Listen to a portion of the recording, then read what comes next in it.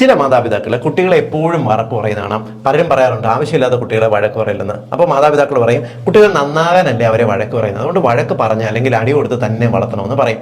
എന്നാൽ വളരുന്ന പ്രായത്തിൽ കുട്ടികൾ ചില സമയങ്ങളിൽ വഴക്ക് പറയാതിരിക്കുന്നതാണ് നല്ലത്.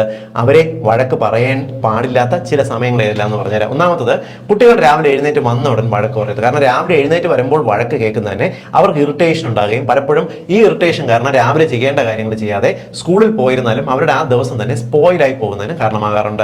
രണ്ടാമത്തത്, സ്കൂളിൽ പോകാൻ സമയത്ത് നിങ്ങൾ പലപ്പോഴും അമിതമായിട്ട് വഴക്ക് പറഞ്ഞാൽ അവരുടെ ശ്രദ്ധ ഫുൾ മാറിപ്പോവുകയോ ടിഫിൻ ബോക്സ് എടുക്കാനോ അവർക്ക് കൊണ്ടുപോകേണ്ട പല കാര്യങ്ങളും എടുക്കാനോ പുസ്തകം എടുക്കാൻ മറന്നുപോയുള്ള സാഹചര്യങ്ങൾ വന്നു എന്ന് വരാം.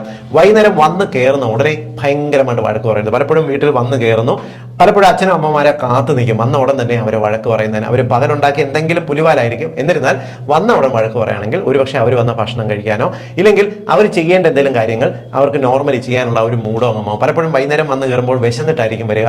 ആ മൂഡ് തന്നെ സ്പോയിലായി പോകുന്നതിന് കാരണമാകും.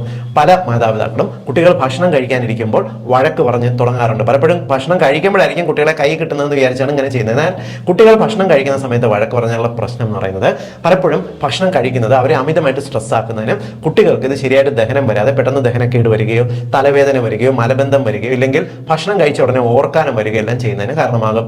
മാത്രമല്ല, ഉറങ്ങാൻ കിടക്കുന്ന സമയത്ത് കുട്ടികളെ കഴിയുന്നത്ര വഴക്ക് പറയാതിരിക്കുക. പലപ്പോഴും ഇങ്ങനെ വഴക്ക് പറയുന്നത് അവർക്ക് സ്ട്രെസ് വരികയും ശാന്തമായിട്ട് ഒരു ഉറക്കം കിട്ടുന്നതിനെ തടസ്സപ്പെടുത്തുകയും ദുസ്വപ്നം കണ്ട് ചാടി എഴുന്നേൽക്കുന്നതിനോ തിരിഞ്ഞു മറിഞ്ഞും കിടക്കുന്നതിനോ എല്ലാം കാരണമാകും. ഇത് കാരണം എന്ത് സംഭവിക്കും? പിറ്റേ ദിവസം മലശോധന ശരിയാവില്ല, രാവിലെ ഉന്മേഷം ഉണ്ടാവത്തില്ല, രോഗപ്രതിരോധ ശേഷിയെ ബാധിക്കുന്നതുകൊണ്ട് തൊട്ടു പുറകെ കുട്ടികൾക്ക് അസുഖം വരികയും ചെയ്യും. പേടിച്ച് പനി പിടിച്ചു എന്നെല്ലാം കുട്ടികളുടെ കാര്യത്തിൽ പറയുന്നവരില്ല. അതല്ല, ഇത്തരത്തിൽ അസ്ഥാനത്ത് കുട്ടികളെ വഴക്ക് പറയുന്നതുകൊണ്ട് സംഭവിച്ചു എന്ന് വരാം. ഇത് എല്ലാ മാതാപിതാക്കളുടെ അറിവിലേക്കായിട്ടൊന്ന് ഷെയർ ചെയ്തോളൂ.